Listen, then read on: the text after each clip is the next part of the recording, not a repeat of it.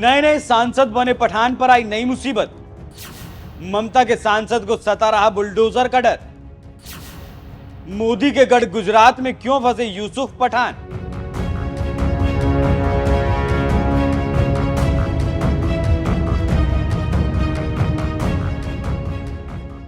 नमस्कार, मैं हूं आपके साथ अभिषेक कुंडी।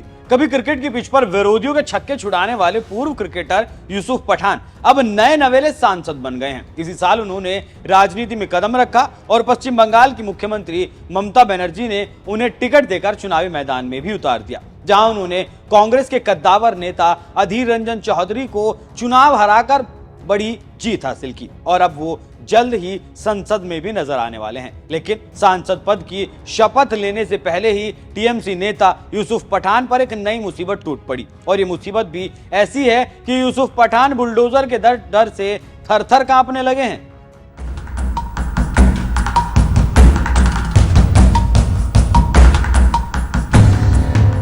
दरअसल क्रिकेट के मैदान से सीधे सियासत के मैदान में उतरे यूसुफ पठान पहली बार चुनाव लड़े और पहली बार में ही जीतकर सांसद भी बन गए, वो भी पश्चिम बंगाल की बहरामपुर लोकसभा सीट से। यानी यूसुफ पठान सांसद तो भले ही पश्चिम बंगाल से हों, लेकिन उनका रिश्ता तो आज भी पीएम मोदी के गढ़ गुजरात से है, जहां वडोदरा में उनका अपना घर है और यहीं पर पूरे परिवार के साथ यूसुफ पठान रहते भी हैं, जहां उन्होंने वडोदरा नगर निगम से एक जमीन मांगी थी और उनके इस प्रस्ताव को वडोदरा नगर निगम में मंजूर भी कर लिया गया था। लेकिन गुजरात सरकार ने जमीन की बिक्री को खारिज कर दिया और इसी के साथ ही वडोदरा नगर निगम को जमीन घेरने के लिए भी कह दिया गया। इसी मामले में टीएमसी सांसद यूसुफ पठान इस कदर गिर गए कि उन्हें कोर्ट का चक्कर लगाना पड़ रहा है।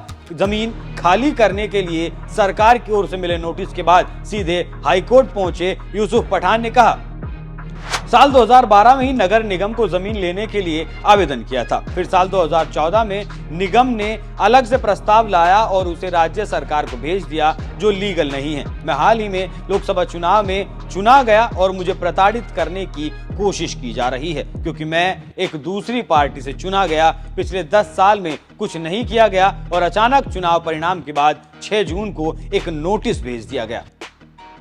टीएमसी सांसद यूसुफ पठान जमीन को लेकर हाई कोर्ट में जब दलील दे रहे थे, तो इस दौरान बुलडोजर का डर भी देखने को मिला। जब अपनी दलील के दौरान यूसुफ पठान ने कह दिया, निगम के प्रस्ताव के बाद फिर से उसे राज्य सरकार को भेजा गया, जो जरूरी नहीं है, क्योंकि ये नगर निगम की जमीन है, राज्य सरकार की नहीं। अगर हमने इसे नहीं हटाया तो सीधे बुलडोजर आएगा।